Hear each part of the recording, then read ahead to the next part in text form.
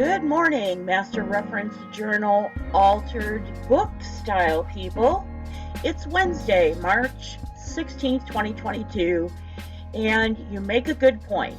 Our Master Journal books aren't pretty like the ones that are made from scratch with the people who started their books a little bit earlier.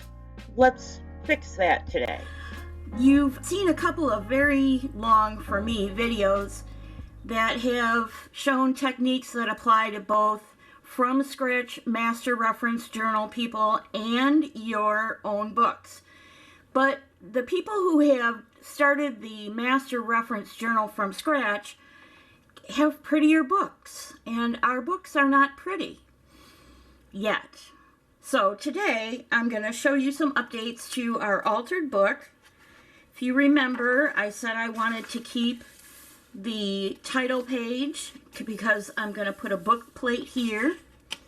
I've gone ahead and glued together the two title pages so that when you open it, it gives the publishing information, which in the altered book world, a lot of people like to see which book was actually altered. Now I've created a title page for our pockets section, which was our first video where we glued 2, removed 2, glued 2, removed 5, and we made this section. So I've made a title page for it.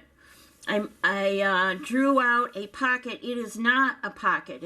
It's glued down. I don't want it to go anywhere. And this is just a digital print, which is supposed to be black and white, and I keep forgetting to change my printer settings so that it will print out black and white. And then here is our first pocket. I had a digital print of a measuring tape. These are not accurate inch measurements. You can see 4 and 5 looks a lot different than 1 and 2. But I wanted it because I wanted the reference that shows me it's a 9-inch book.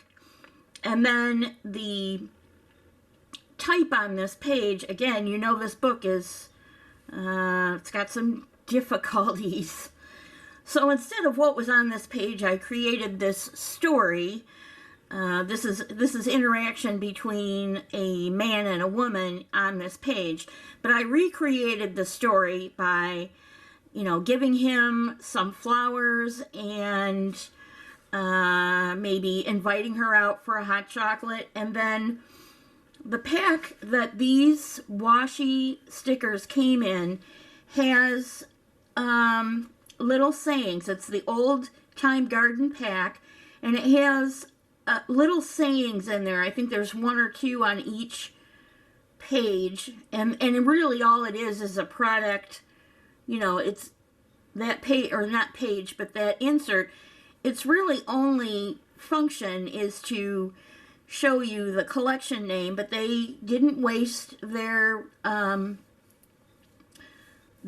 sticker. They added some interesting little verse pieces.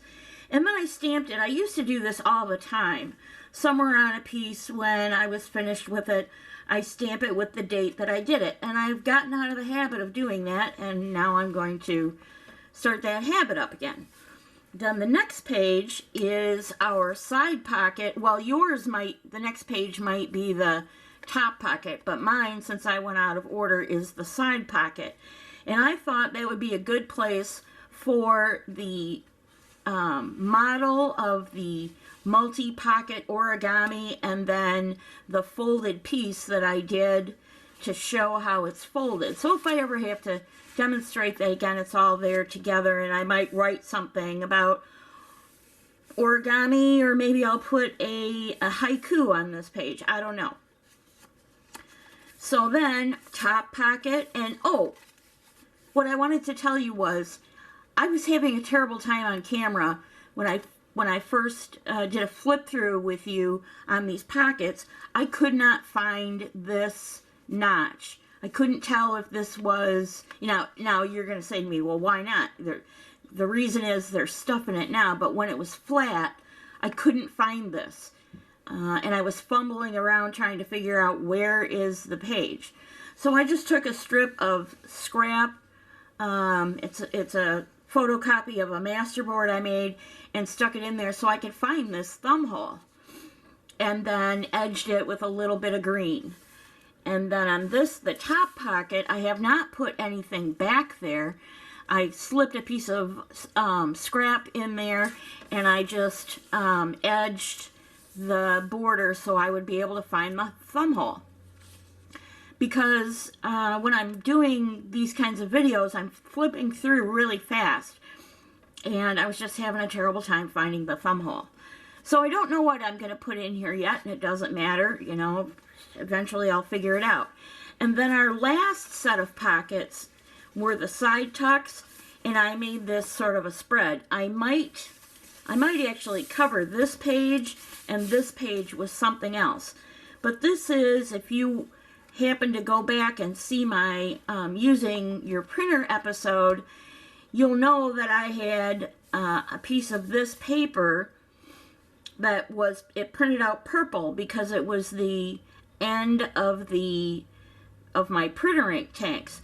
So this is the original, and you can see this is yellow and book page, and then there's some green because it was all collaged down on a green jelly plate. So then I added some honeycomb stenciling, just, you know, to sort of tie this whole thing together. So there's that, and then, of course, you know, we have our side tucks. Now, the next section is our swatches. And I'll tell you right now, before I turn to it, I combined our swatches in the altered book, both the color swatching and the paper swatching into one section. So, you know, just a little stencil design and then swatches of 2 papers that I have used in the past, just you know, to reference. And then here's our color swatching. Excuse me. Here's our color swatching. I haven't added any more pages because I haven't actually worked on my color swatching in either the From Scratch Master or this one. But here is another reason to do swatching. This is one of my dyed papers, one of those pink papers that Lord knows what I'm going to do with all that pink. Anyway, I have 2 colors of stamping ink. One is Faded Jeans Distress ink, and one is Prussian Blue from another company. And I wanted to see if adding either one of these would make me any happier to this pink paper, and no, it doesn't. I also added Dusty Concord, which is another distress ink, to see if adding purple would make me any happier, and it doesn't. And then this is actually a pigmented ink. It's not translucent like this is. None of these make me any happier with this pink paper. But I wanted to show you, you know, this could actually go on here as a swatch of color testing. So I wanted to show you, you know, why swatching is important. And then here's our flip-ups. I added a couple of more, and then I decided to stop and add a label. This is just, I have some fonts and that are frames, and I also have some images that are frames, and I just cut out one of the images, printed on a sort of a sepia tone, and then indicated to myself these are reprintable swatches. In other words, there's no copyrighted bits and pieces in these papers. I can reprint them all I want. So, and I have not added any more sections. I stopped at 1, 2, 3, 4, wait, 1, 2, 3, 4, 5, 6. I stopped at 6 here. I have quite a few pages all the way up to, you know, my 3rd section. Excuse me. I have quite a few pages left to make swatching pages in this book. Then the notes section, which was our third section, I have not done anything with, and the reason is I reserved this section to do other things with. What those other things are, I don't know. I'm going to use my notes section for show notes in the Altered Master Reference Journal. Here's the tag that I worked on, and I just used a font that prints like a label. And here's, you should recognize this, here's your first, where all the pockets were, my show notes for that, and here is our show notes for the Black Signature, which was a combined episode on a Sunday. And then I didn't remember that I had dated it up here, so I actually dated it twice. And then here's the March 20th episode. And so that's what this section is.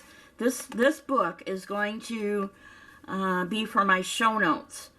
So that your altered book, if you're doing an altered book for a master journal, you will have pride of place because all of my show notes will be in this book. So that means I will not have very many dimensional elements like our pockets in this book. You should, though, do whatever you like. If you like dimensional elements, by all means do that. And if you decide you don't want a section for notes, like we have reserved back here, then use that for design ideas, or which is what the notes section is for. But use it for whatever you want. Just because I've given you a 4-section structure doesn't mean you can't go off the ranch and do something else. If you find a good idea in another person's videos, by all means do that. This, just because there's a loose structure here doesn't mean you can't do whatever you want. Keeping in mind the intention of these books, the Master Reference Journal from scratch or the altered book style, the purpose is that you will have a reference book for papercraft techniques and materials, so that maybe you find something that you really like and you do a makeup of one of them, and then you stick it in this book with whatever worked and whatever didn't work, so that in future you don't have to go hunting for somebody's video. You certainly can write it down and make a note of whose video it was and the date and so forth.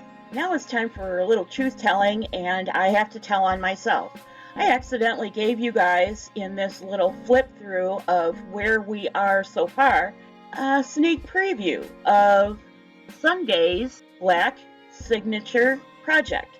Why do we need a black signature? Well, we always see our papers on light or white backgrounds, and the papers that we make for these swatches that we'll do on Sunday, it's important to see it on black because it gives you a different perspective on what that paper can do. In for a penny, in for a pound. I might as well tell you that on Sunday the 27th, we will be making tag templates and tab templates. I am out of time. Thank you for joining me. God bless you. I'll see you real soon.